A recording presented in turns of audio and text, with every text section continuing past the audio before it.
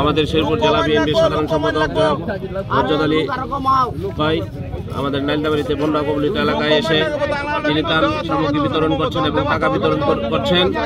আজকে এই বন্যা দুর্গত অনেক ক্ষতিগ্রস্ত বিপদগ্রস্ত মানুষদের পাশে এসে আমাদের জেলা বিএনপির সাধারণ সম্পাদক তিনি আমাদের পাশে এসে দাঁড়িয়েছেন।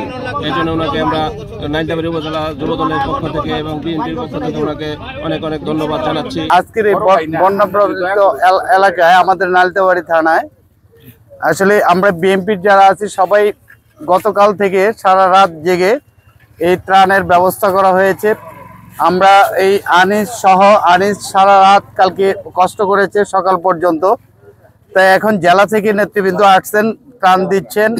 তা আমরাও তাদের সহযোগিতা করছি এবং আমরা মনে করি যে নাইলদাবাড়ি থানা বিএনপির আমরা যারা বিএনপির সাথে জড়িত আছি সবাই সম্মিলিতভাবে আমরা পরিশ্রম করে যাচ্ছি। একটা ব্যক্তিও যেন পানিবন্দিতে অবস্থায় কেউ যেন শুকনা খাবারটা অন্তত খেতে পারে এই ব্যবস্থা আমরা করতেছি।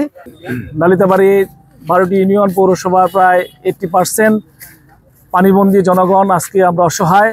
ইতিমধ্যে আমাদের জেলা বিএনপির সম্মানিত সাধারণ সম্পাদক, সম্মানিত বিশিষ্ট ব্যবসায়ী হযরত আলী সাহেব সহ আমাদের জেলা বিএনপির যুগ্ম সাধারণ সম্পাদক তারাবাই সহ সম্মানিত নেতৃবৃন্দ আমাদের মাঝে এসেছেন। আমাদের মাঝে নালিতাবাড়ির বিভিন্ন স্তরের নেতৃবৃন্দরা আমরা ওনার সাথে ত্রাণ বিতরণ করলাম। বিশেষ করে 500 করে টাকা প্রায় 500 পরিবারের মধ্যে উনি দিয়েছেন। পাশাপাশি আমাদের প্রায় 2 থেকে 2,500 ত্রাণ নিয়ে উনি ইতিমধ্যেই নৌকা যুগে বিভিন্ন পানিবন্দী মানুষের মধ্যে প্রত্যেকটি বাড়ি বাড়ি গিয়ে উনি বিতরণ শুরু করছেন। সবাইকে ধন্যবাদ। আসসালামু আলাইকুম।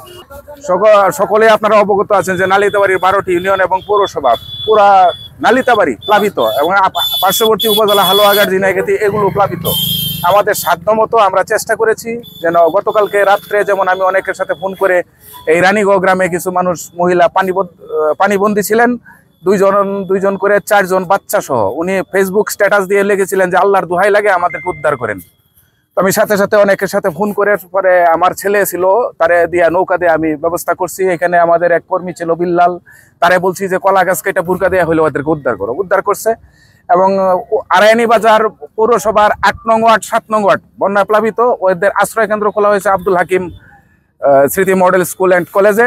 সেইখানে সকালে শুকনা খাবার, দুপুরে খিচুড়ি এবং রাতের খাবারের ব্যবস্থা করে এসেছি আমরা এলাকাবাসী এবং দলের পক্ষ থেকে। এখন আমাদের মাননীয় জেলা বিএনপির সাধারণ সম্পাদক হযরত আলী সাহেব এবং যুগ্ম সাধারণ সম্পাদক ফজলুর রহমান তারা ভাই উনি যখন ত্রাণ সামগ্রী দিতে দলের পক্ষ থেকে দেওয়ার জন্য বানবাসী লোকদের দেওয়ার জন্য আসছেন, আমাদেরকে ফোনে জানাইছেন। সাথে সাথে আমরা উদ্ধার কাজে যে ছিলাম এবং বানবাসী লোকদের সহযোগিতায় ছিলাম, সেইখান থেকে অন্য লোকদের দায়িত্ব দিয়া আমরা এখানে আসছি ওনাদেরকে রিসিভ করার জন্য এবং ওনাদেরকে সহযোগিতা করার জন্য। ওনারা ইতিমধ্যে নগদ অর্থদান করেছেন অনেক মানুষের ভিতরে।